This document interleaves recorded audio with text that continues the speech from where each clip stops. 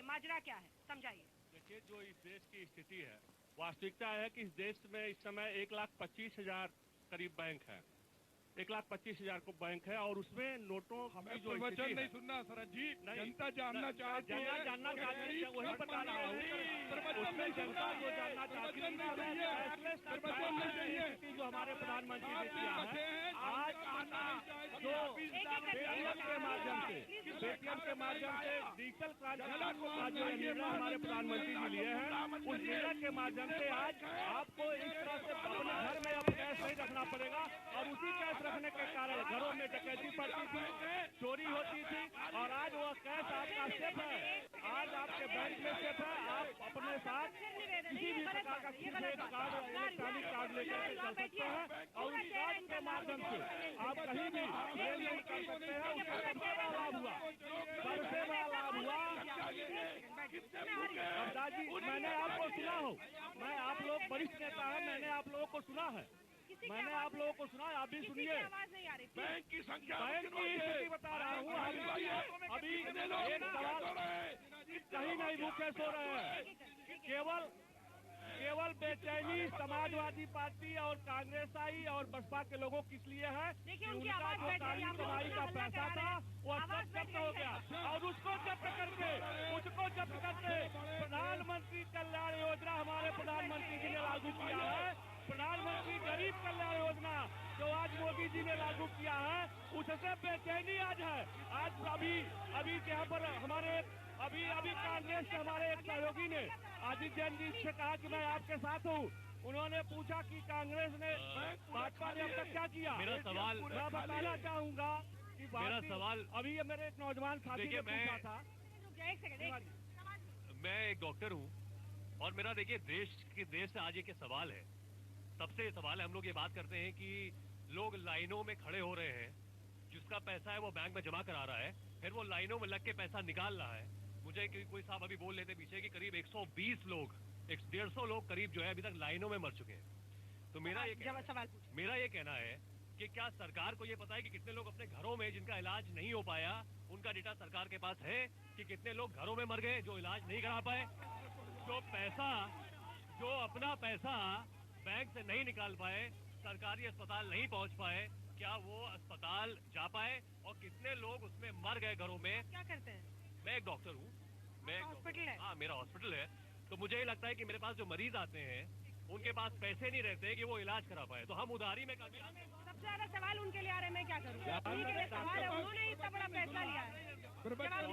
मुझे लगता है उस डॉक्टर का और वो जो महिला वहाँ पर लड़की बच्ची जिससे सवाल किया था, दोनों का आपको जवाब देना चाहिए कि जो रिस्क हमने उठाया, जो नुकसान हुआ, क्या वो फायदे के बनिस्बत जब हम तोले तो लगता है कि फायदा ज्यादा है या नुकसान? निश्चित। पहले तो मैं डॉक्टर साहब को जवाब देना चाहूंगा कि वो डॉक्टर पेशे से आते हैं, और जब कोई गंभीर बीमारी हो जाती है तो कभी कभी मरीज को उनको वेंटिलेटर पर भी ले जाना पड़ता है, यह जानते हुए कि हम कैसे बचाना है।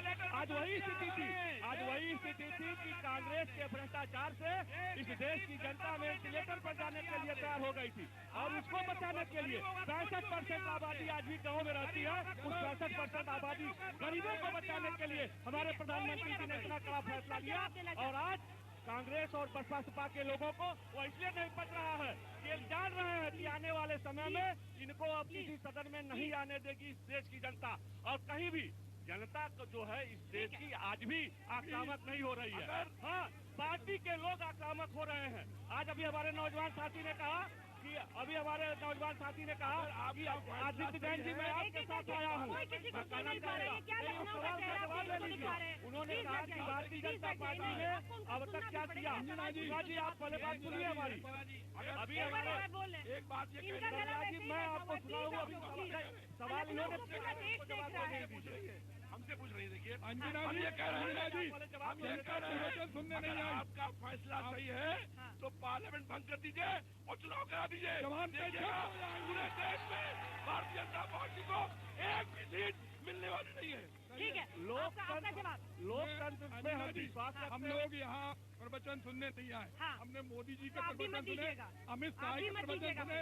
जनता जानना चाहती है कि केवल 7 दिन बचे हैं और गाँव के लोगों को कोई पैसा नहीं मिल रहा, और बैंक एक कैडर था जिसको आज मोदी सरकार ने चोर साबित कर दिया। ये सरकार सिर्फ जुमलाबाजी है। मैं ये कह रहा हूँ कि इस देश में जो जनता परेशान हो रही है उसका जो आह निकलेगी, मोदी सरकार की पूरी नोटियां दुबा देगी और उसको एक एक पैसे का हिसाब देना पड़ेगा। आपका सवाल? मेरा सवाल ये है कि जब 1977 में आपने आपातकाल लगाया था, कितने लोग मरे थे? आज नोटबंदी से आप परेशान हैं? ये प्रदीप जैन जी से मेरा सवाल है।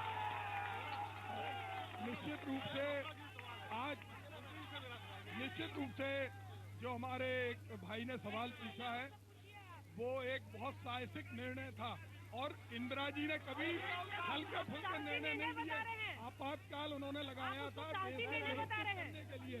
मैं ये निर्णय आप समझिए, कभी निर्णय से टिकी नहीं। उसको आप साहसी निर्णय बता रहे हैं। एक चीज बताइए, परिस्थिति ने लगाया था और किस परिस्थिति में लगाया था? मेरा सवाल सुनिए सब प्लीज। मेरा सवाल उत्तर प्रदेश के मंत्री जी से है, मेहरोत्रा जी से।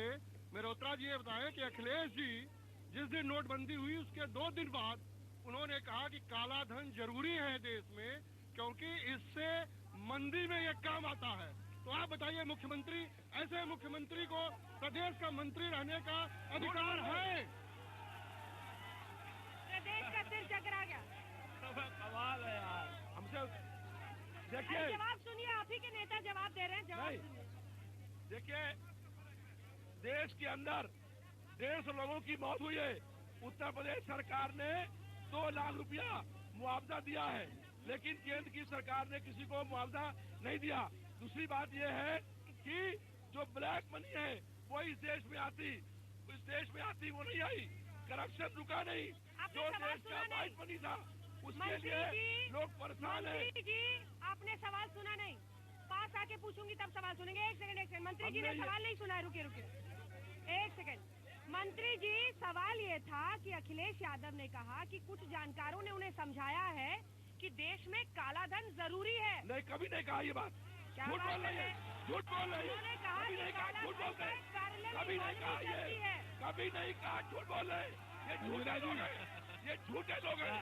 पैरेलल इकोनॉमी चलती है, नहीं बोला उन्होंने। का काम कर रहे हैं। ब्लैक मनी क्या है? उन्होंने कहा मनी ब्लैक नहीं होती है। अगर उस पर टैक्स दी जाए तो व्हाइट है, ये ब्लैक है। मनी व्हाइट ब्लैक नहीं होती है। अंजना जी बोला था खान साहब। मैं ये कहना चाहता हूँ, भाजपा के नेता तुमने करी है एक सवाल आपसे पूछना था। नोटबंदी जनता करेगी। खान साहब सवाल पूछिए। मेरा सवाल ये है, आप लोग खान साहब की आवाज दबा दे रहे हैं, ठीक नहीं।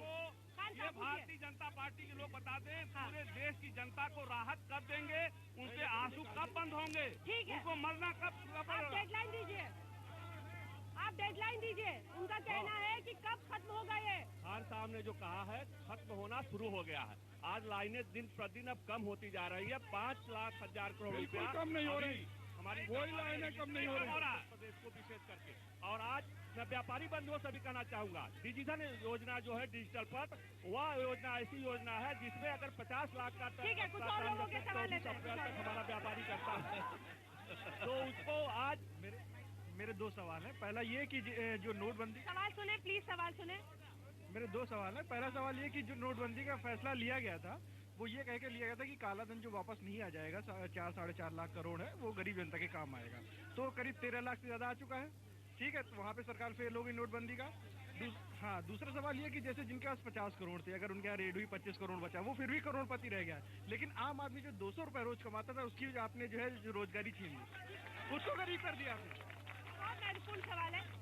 सबसे ज्यादा तो उन लोगों पे आफत गिरी जो दिहाड़ी मजदूर थे। बिल्कुल। अब उनकी क्या परेशानी है और उसके लिए कोई आपके पास इलाज के लिए नौजवान साथी से जो दिहाड़ी मजदूरों की बात कर रही है, आज उनको जो हमारे प्रधानमंत्री जी ने 50 दिन का समय मांगा है ना, 50 दिन पूरा होने दीजिए। जो दिहाड़ी मजदूर हमारा आज उसके नाम पर लोग फर्जी कार्ड बनवा करके पेमेंट ले लेते थे और पेमेंट लेते थे उसके नाम पर 400 झूठ आप क्यों बोल रहे हो?